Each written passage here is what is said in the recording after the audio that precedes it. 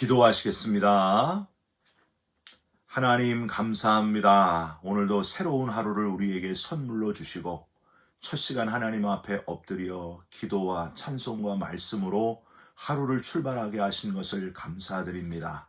하루 종일 우리와 동행하여 주셔서 어디에서 누구를 만나든지 무엇을 하든지 하나님의 영광을 드러내면서 살게 하여 주시옵소서. 우리의 기도에 응답해 주시는 예수 그리스도의 이름으로 기도 올리옵나이다. 아멘. 오늘 말씀은 마태복음 18장 3절과 4절 말씀입니다. 이르시되 진실로 너희에게 이르노니 너희가 돌이켜 어린아이들과 같이 되지 아니하면 결단코 천국에 들어가지 못하리라. 그러므로 누구든지 이 어린아이와 같이 자기를 낮추는 사람이 천국에서 큰 자니라. 아멘. 여러분, 오늘은 마태복음 18장 3절과 4절 말씀으로 어린아이만큼이라는 제목의 말씀을 함께 나누고 기도하는 시간을 갖겠습니다. 여러분, 혹시 나를 코끼리로 아나 라는 제목의 글을 읽어보신 적이 있습니까?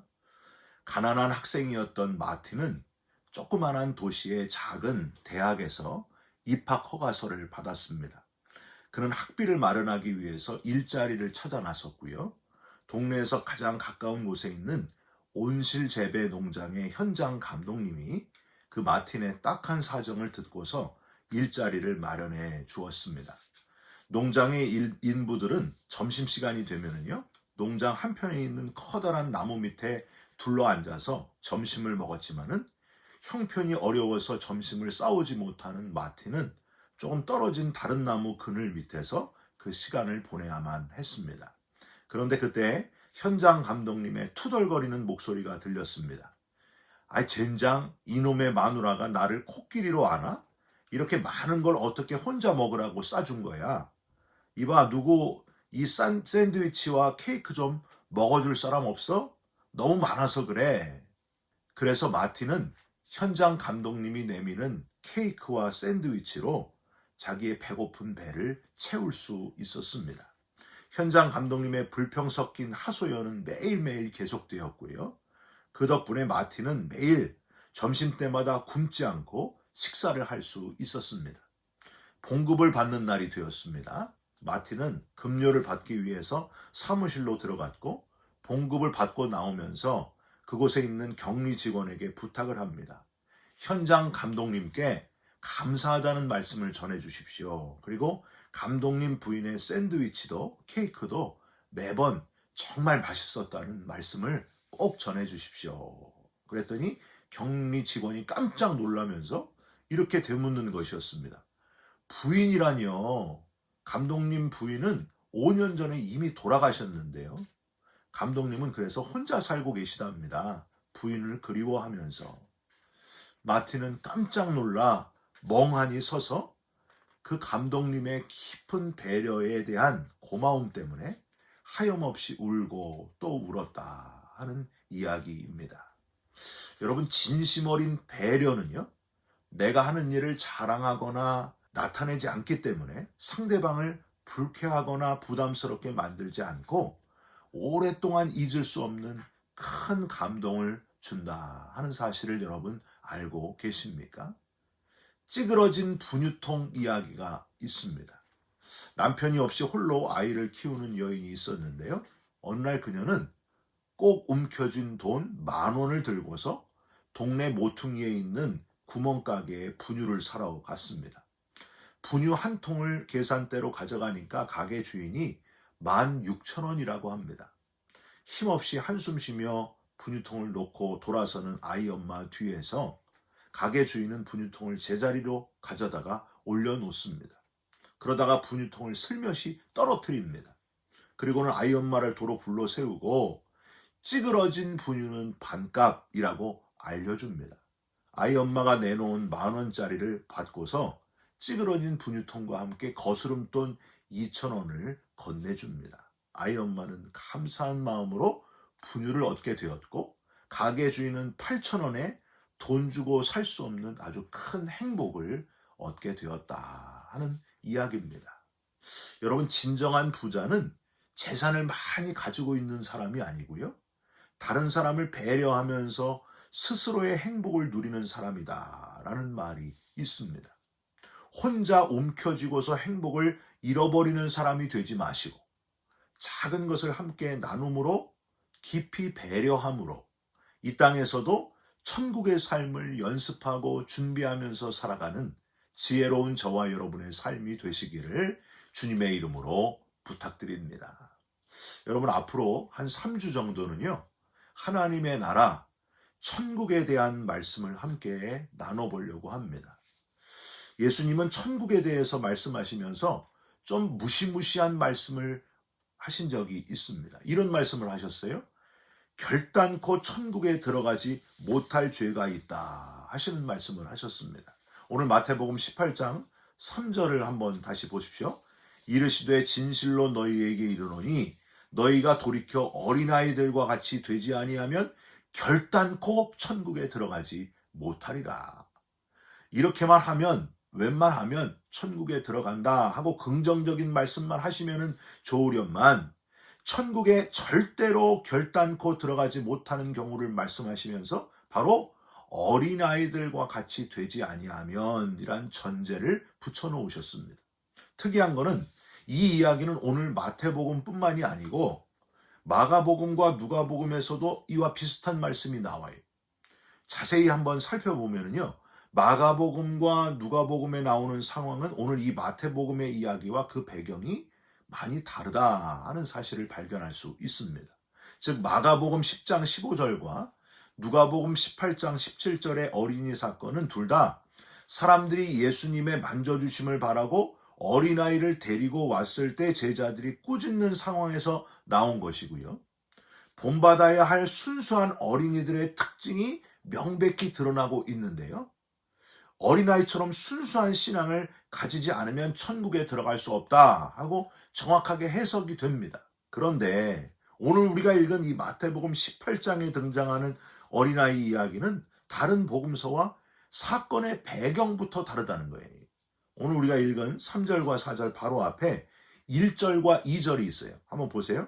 그때의 제자들이 예수께 나와 이르되 천국에서는 누가 크니까 예수께서 한 어린아이를 불러 그들 가운데 세우시고, 즉 천국에 가는 것은 이미 확실하다고 자신하는 제자들이 천국에서 크고 높은 자리를 욕심내면서 했던 질문에 대한 예수님의 답변이 오늘 본문이었습니다. 3절 중간에 너희가 돌이켜 어린아이들과 같이 되지 아니하면 결단코, 즉 아예 천국에 들어가지 못하리라 하셨습니다.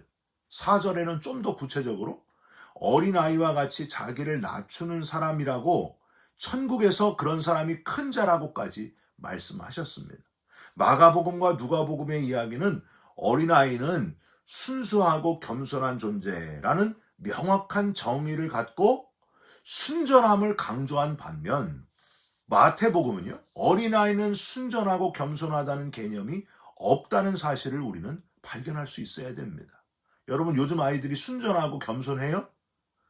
미국에서 자란 아이들은 순수할지 몰라도 한국에서 자라나는 아이들을 한번 보세요. 대부분 순수하지 않고 교활하기도 하고요, 영악하기도 하고 교만하기까지 합니다. 여러분, 6살 넘은 아이들 한 3, 4명만 모이면요, 얼마 안 있어가지고 서로 뭔가를 갖겠다고 싸움이 나고 눈물바다가 되고 막 그러기도 합니다. 어린아이가 과연 순수한가? 오죽하면은 한국에 촉법 소년들의 무서운 범죄 이야기가 나오고요, 참교육이라는 드라마가 나오고 넷플릭스에서도 인기가 많고요, 얼마 전에는 뉴스에서 한국에서 죄를 지어도 면제해주는 촉법 소년의 나이를 14살에서 13살로 낮춰야 한다, 그렇게 발표를 했습니다. 과연 오늘 본문 마태복음 18장에서 말씀하시는 예수님이 예로 들은 어린아이는 몇 살 밑으로를 이야기하는 걸까요? 여러분, 우리는 어린아이들과 같이라는 단어를 좀 더 정확하게 따져볼 필요를 느끼게 됩니다. 결론부터 말씀드리면요, 같이라는 단어보다는 만큼이라고 번역했어야 맞습니다. 같이로 번역된 헬라어 호스는요, 개역성경이나 지금 우리가 가진 그 개역 개정, 표준 세번역, 그리고 영어 성경 NIV는 이 구절을 like children, 어린아이와 같이로 번역을 했습니다. 그런데 이 호스는 뭐뭐와 같이라는 뜻만 있지 않고요. 뭐뭐만큼이라는 뜻을 가지고 있고, 마태복음 안에서, 같은 마태복음 안에서 만큼이라고 번역된 그 앞에 호스가 있는 것을 우리는 발견할 수 있습니다. 바로 앞에 마태복음 17장 20절을 볼까요? 이르시되 너희 믿음이 작은 까닭이니라. 진실로 너희에게 이르노니 만일 너희 믿음이 겨자씨 한 알만큼만 있어도 산을 명하여 여기서 저기로 옮겨지라 하면 옮겨질 것이요 또 너희가 못할 것이 없으리라. 겨자씨 한 알만큼만 있어도, 같은 호스를 여기서는 정확하게 만큼이라고 번역을 했습니다. 예수님은 겨자씨 같은 믿음이 아니고 겨자씨만큼의 믿음을 요구하셨다는 거예요.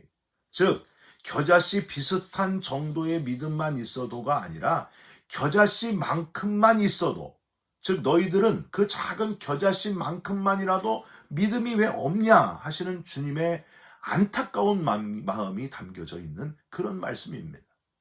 여러분 아직도 가치나 또 만큼이 그게 그건가 의아해 하시는 분이 혹시 있습니까? 가치, 뭐뭐와 가치는요, 성격적인 특징을 나타내는 표현이고요. 뭐뭐만큼은 실제적인 크기나 양을 뜻할 때 쓰는 그런 단어입니다. 그러니까 예수님은 어린아이 같이 되어야 천국에 들어간다가 아니고 어린아이만큼 되지 않으면 천국에 들어가지 못한다. 그런 말씀을 지금 하고 계신 겁니다. 마태복음 17장은 오늘 우리가 읽은 마태복음 18장의 어린아이 이 본문과 매우 유사한 특징을 가지고 있습니다. 둘 다 예수님의 가르침이고요. 바로 이어서 나오고 있고요. 심지어 앞에 진실로 너희에게 이르노니까지 똑같이 나와 있다는 거예요. 그러니까 좀 더 엄밀하게 말하면 바로 앞에 17장에 호스를 겨자씨만큼만이라고 정확히 만큼이라고 쓴 것처럼 비슷하게 바로 뒷장 우리가 읽은 마태복음 18장의 어린아이 가치도 가치가 아니라 만큼이라고 번역해야만 타당하다는 겁니다. 여러분 예수님이 마태복음 18장에서 정말 말씀하시고 싶으셨던 것은 어린아이 가치, 즉 어린아이의 특성이 아니고 어린아이만큼 정확하게 아주 낮아져야만 천국에 들어갈 자고, 낮아지지 않으면 결단코 천국에 들어갈 수 없다 하시는 강력한 말씀이셨습니다. 여러분 예수님 당시 어린아이들은요, 요즘처럼 대접받는 그런 위치가 아니었습니다. 당시의 소외 계층이고 아주 낮은 차별받는 계층이었습니다. 사람을 셀 때 여자와 함께 빼고 세는 존재가 바로 어린아이 아니었습니까? 힘도 없고 대우받지도 못하는 이들이 바로 소외된 어린아이들이었습니다. 세상 어느 곳에서든지 다 소외된 이들이 있지 않습니까? 다시 말하면 별로 중요하지 않는 사람, 우선순위에서 밀려난 사람, 투명인간 취급받는 사람들, 예수님은 자기 제자들이 이런 소외된 존재들의 위치에까지 내려가서 낮아질 줄 알아야, 그래야 천국에 들어갈 수 있다라고 말씀을 하시고 싶으셨던 겁니다. 그래서 오늘 읽은 마태복음 18장 3절과 4절에는 어린아이에 대한 말씀을 하시다가 6절 이후부터는 어린아이들을 바꿔 부르십니다. 작은 자라고. 6절, 10절, 14절에 지금 우리 개역개정에 작은 자라고 되어 있는데 개역 성경에는 소자라고 되어 있습니다. 예수님의 관심은 철저히 소외된 자들에게 있었다는 거예요. 내 주변에 있는 중요하지 않다고 여겨지는 사람들, 우선순위에서 밀려나 소외된 아주 작은 자들, 그들의 낮은 위치에까지 내려가서 그들과 눈높이를 맞추어라. 낮은 자들의 위치만큼 내려갈 줄 아는 사람이 바로 천국에서 큰 자니라. 천국에 마땅히 들어갈 자니라. 여러분 혹시 저와 여러분 주위에 소외된 분들이 있지 않습니까? 여러분 그들을 돌아보셔야 됩니다. 그들을 외면하시면 안 됩니다. 그런 소외된 이에게 친구가 되어주셔야 되고요. 그들에게 사랑을 베풀어야 됩니다. 우리가 먼저 사랑받은 자들 아닙니까? 그들의 위치까지 낮아져서 주님의 사랑을 베푸는, 그래서 천국에 넉넉히 들어가는 저와 여러분들이 되시기를 주님의 이름으로 부탁드립니다. 6절 전체를 한번 읽어보십시오. 누구든지 나를 믿는 이 작은 자 중 하나를 실족하게 하면 차라리 연자 맷돌이 그 목에 달려서 깊은 바다에 빠뜨려 드리는 것이 나으니라. 10절도 읽어보세요. 삼가 이 작은 자 중에 하나도 업신여기지 말라. 너희에게 말하노니 그들의 천사들이 하늘에서 하늘에 계신 내 아버지의 얼굴을 항상 배옵느니라. 월간 낮은 울타리에 이런 간호학교 시험 이야기가 나와 있습니다. 어느 간호학교에서 기말 시험이 치러지고 있었습니다. 고요한 정막이 흐르는 가운데 시험이 진행됐고요. 드디어 대부분의 학생들이 마지막 문제를 풀게 됐습니다.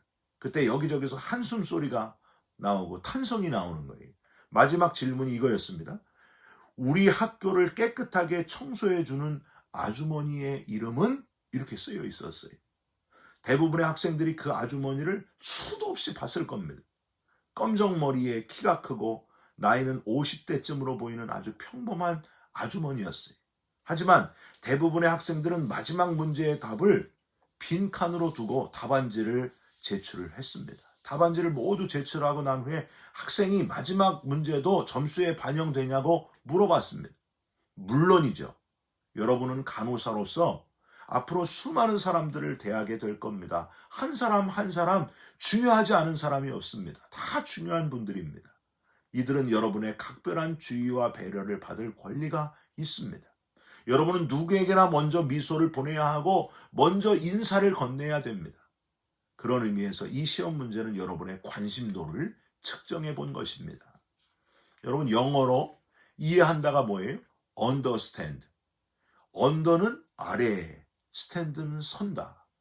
다른 사람을 이해하는 사람은 바로 그 사람 아래에 서는 사람이, 그 사람 위치까지 낮아지는 사람이, 우선순위에서 제외된 자들, 고통과 절망 속에 눈물 흘리지만은 아무도 돌아보지 않는 소외된 자들의 자리에까지 내려가서 그들을 이해하고 작은 자, 소외된 자들이 실족하지 않도록, 갑질당하지 않도록, 다 잃어버려서 절망하고 포기하는 인생이 되지 않도록 그들을 돌보는 것, 그것이 바로 어린아이만큼 되는 자의 모습이라고 하는 겁니다. 여러분, 예수님은 짧은 공생의 기간 동안 바로 그런 삶을 살아가셨습니다. 심지어 제자들의 발을 씻겨주시면서까지 너희도 서로 발을 씻겨 결단코 천국에 들어갈 수 없는 자가 되지 말라고 하셨습니다. 예수님의 십자가는 소외된 우리들, 우리 인간, 죄로 인해 하나님께로부터 소외된 우리 인간을 살리시기 위한 십자가였습니다. 우리를 이해하시고 그냥 죽지 않도록, 포기된 인생이 되지 않도록 우리를 건져내신 십자가였습니다. 건짐 받았으니, 받을 수 없는 사랑을 받았으니 저와 여러분도 다른 사람을 건져내는 것이 당연하다는 거예요.